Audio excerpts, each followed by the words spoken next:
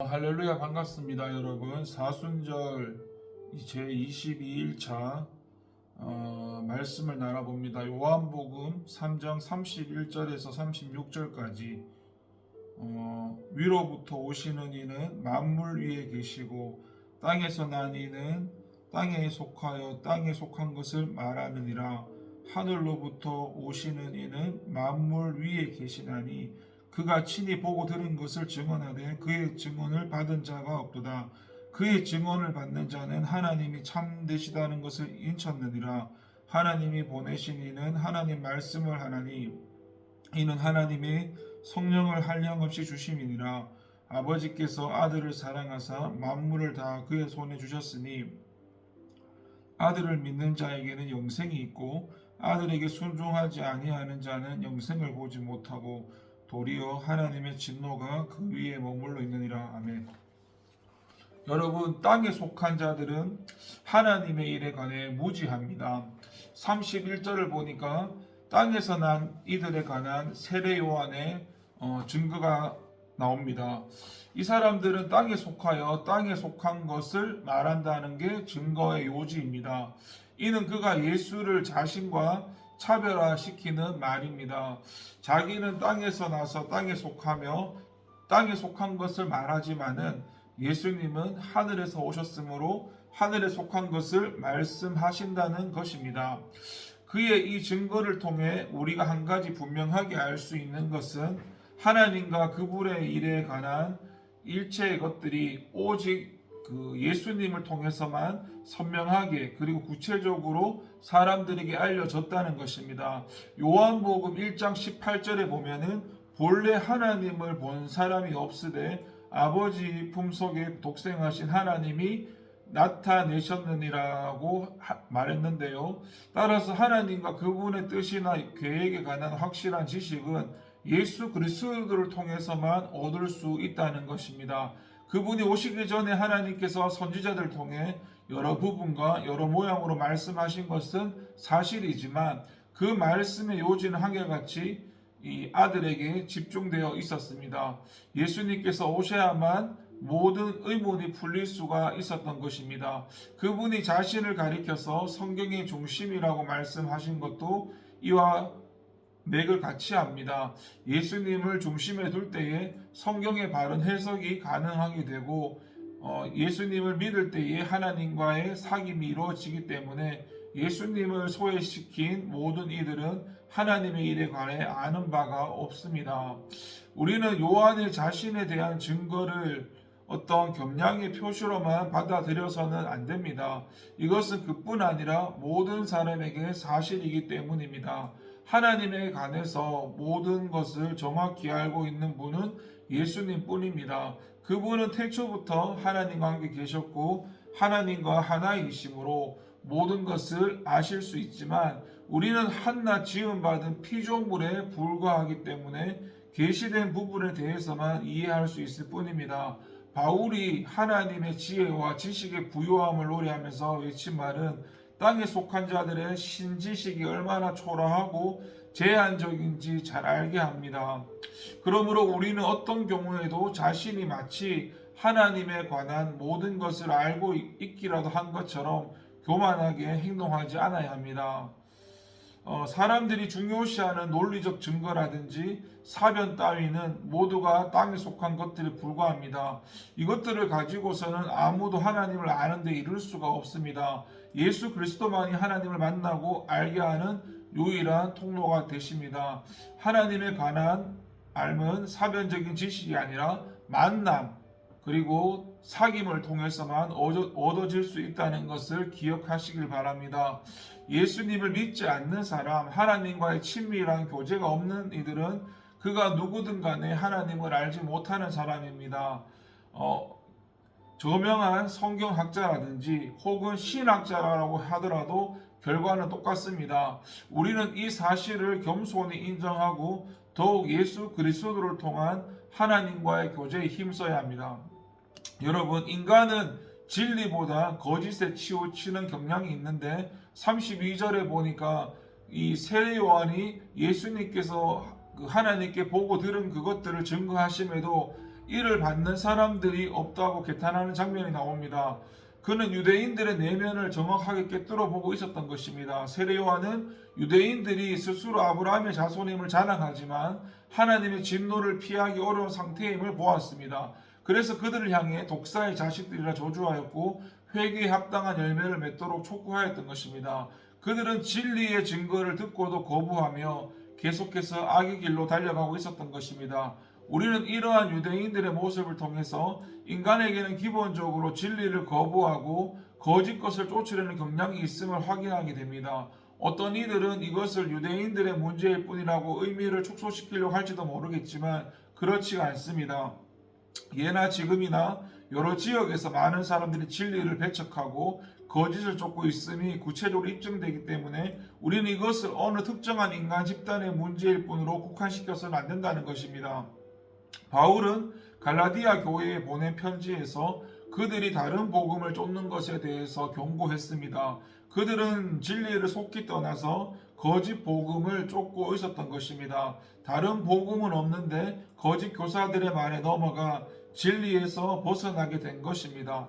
이러한 현상들을 통해서 우리는 인간의 마음이 어떠한지 알게 되고 사람들이 자랑하는 소위 지성이라는 것이 그런 지성이라는 것의 한계 또한 발견하게 됩니다. 사람의 마음은 만물보다 거짓되고 심히 부패한 상태여서 신뢰할 만한 것이 되지 못합니다. 인간의 지성이라는 것도 마찬가지입니다. 하나님께서 이 세상의 지혜를 미련케 하셨기 때문에 진리와 거짓, 선과 악에 대한 절대적인 기준이나 개념이 없기 때문에 그것 또한 신뢰할 가치가 없습니다. 세계적인 지성이라는 이들이 어떤 힌두교나 불교 등에서 진리가 있다 생각하면서 찾아가는 것이라든지 아니면은 어떤 혹세무민하는 종말론 사상이나 어떤 사이비 종교에 깊숙이 빠지는 것 등 인간의 지성이라는 게 진리를 아는 것과는 무관하다는 사실을 충분히 입증해 주고 있습니다. 유일한 진리가 되는 이 진리인 복음은 배척하면서 진리가 아닌 거짓 것들의 절대적인 신뢰를 그렇게 두려는 이들의 형태는 이것 외에 달리 설명할 방법이 없습니다. 더욱이 예수를 믿는다고 고백하는 상당수의 사람들이 진리가 아닌 것들에 미혹이 되어 속히 믿음을 버리는 일들은 인간 속에 내재된 거짓된 성향을 잘 나타내 줍니다. 성경이 거듭남, 특히 속사람의 갱신을 강조하는 것은 이러한 내면의 변화가 정상적인 그리스도인의 삶을 위해서 필수적이기 때문일 것입니다. 예수를 믿는다고 하면 고백하면서도 여전히 옛것을 쫓고 이전에 살던 방식으로 사는 이들은 새 사람일 수 없고 언제든지 거짓 것을 쫓게 될 위험이 다분합니다. 그래서 교회는 믿는 신자들을 새 사람으로 만들기 위한 교육이나 어떤 훈련이나 프로그램을 개발해야 되고 성도 개개인의 내적인 변화와 심령으로 새롭게 되는 것을 힘써 추구해야 합니다. 성경 및 신학에 관한 많은 지식을 가지는 것보다 이 일이 더 중요합니다. 거짓된 성향을 버려야 거짓된 것들에 이끌리지 않게 됩니다. 여러분, 영생은 예수를 믿는 사람만 소유하게 되는 축복입니다. 36절에 보면은 아들을 믿는 자에게는 영생이 있고 믿지 않는 자는 영생을 보지 못한다는 세례 요한의 증거가 나옵니다. 하나님께서는 모든 사람을 둘로 구분하시는데 하나는 예수를 믿는 성도들이고 다른 하나는 예수 믿기를 거부하는 불신자들입니다. 이 세계 모든 사람은 이 둘 가운데 하나에 속하여 각각의 몫을 얻게 됩니다. 예수를 믿는 사람들은 영생을 얻게 되고 예수를 거부하는 이들에게는 하나님의 진노가 임합니다. 그 진노가 무엇을 의미하는지 구체적으로 언급되지는 않았지만 그것은 모든 사람이 가장 크게 두려워해야 할 형벌입니다. 성경은 이것이 죄의 삭시라고 가르칩니다. 그것은 죽음 이후에 지옥만을 언급하는 것이 아니라 이 세상에서도 경험하게 되는 허무와 절망, 근심, 걱정, 염려, 무목적, 불안, 두려움 등을 모두 포함합니다. 한마디로 만족과 기쁨이 없고 미래가 없는 삶을 살게 되는 것입니다. 반면에 예수를 믿는 사람들에게는 영생이 약속되어 있는데 이것을 소유한 이들은 세상에 사는 동안에도 평안과 기쁨, 참만족을 누리게 됩니다. 또한 하나님께서는 이 사람들에게 천국을 기업으로 있게 하십니다. 예수를 믿는 이들에게는 금생과 내생의 약속이 있습니다. 인류는 지금까지 생명 연장의 꿈을 실현시키고자 많은 노력을 기울였고 엄청난 돈을 투자했습니다. 하지만 거기서 얻게 되는 소득은 지극히 보잘것이 없습니다. 2000년도를 기준으로 했을 때 한국인의 평균 수명이 남자 70, 여자 78세로 바뀌어졌다고 하는데요. 과학이 더 발달하고 획기적인 의료 기술이 개발된다 할지라도 평균 수명을 조금 더 높이는 것이 고작일 것입니다. 영원히 사는 것은 꿈도 꾸지 못합니다. 이것은 하나님께서 주시는 선물이고 예수를 믿는 사람들만 이에 참여할 수가 있습니다. 성경은 예수 그리스도의 이름을 믿는 사람들은 하나님의 자녀가 된다고 가르칩니다. 이는 육의 사람에서 영의 사람으로 유한한 생명에서 영원한 생명으로 변화를 의미합니다. 따라서 성도의 죽음과 불신자의 죽음은 현격하게 다릅니다. 성도는 고통과 괴로움이 따르는 인생의 경주를 마치고 영원한 나라, 평안과 기쁨이 넘치는 낙원으로 개선하는 것인 반면에 불신자들은 고통과 번뇌가 기다리는 영원한 그런 지옥으로 들어가게 되는 것이죠. 이와 같은 사실은 예수를 믿게 된 것이 참으로 커다란 행운이라는 것을 알게 됩니다. 예수가 없는 사람들은 지금 절망의 지옥을 향해 전속력으로 질주하는 자들입니다. 그래서 여러분 주 예수님으로 말미암아 날마다 감사하는 삶을 사시기 바랍니다. 다른 모든 것은 잃을지라도 예수님을 믿는 믿음만큼은 잃지 마시기 바랍니다.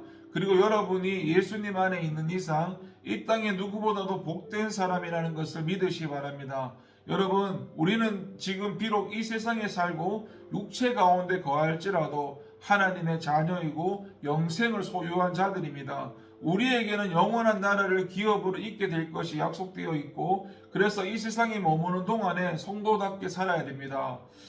성도답게 사는 것이 어떻게 사는 것일까요?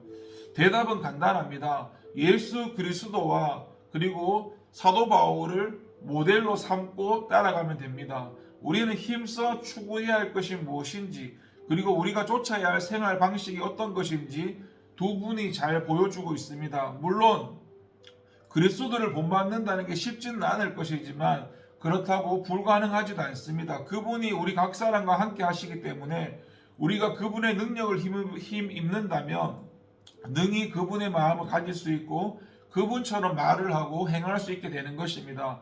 저와 여러분은 그리스도를 본받아 성도답게 사심으로 하나님께 인정받고 다 천국 기업을 잇고 영생 복락을 누리시기를 소망하고 바랍니다. 기도하겠습니다. 하나님 아버지 감사합니다.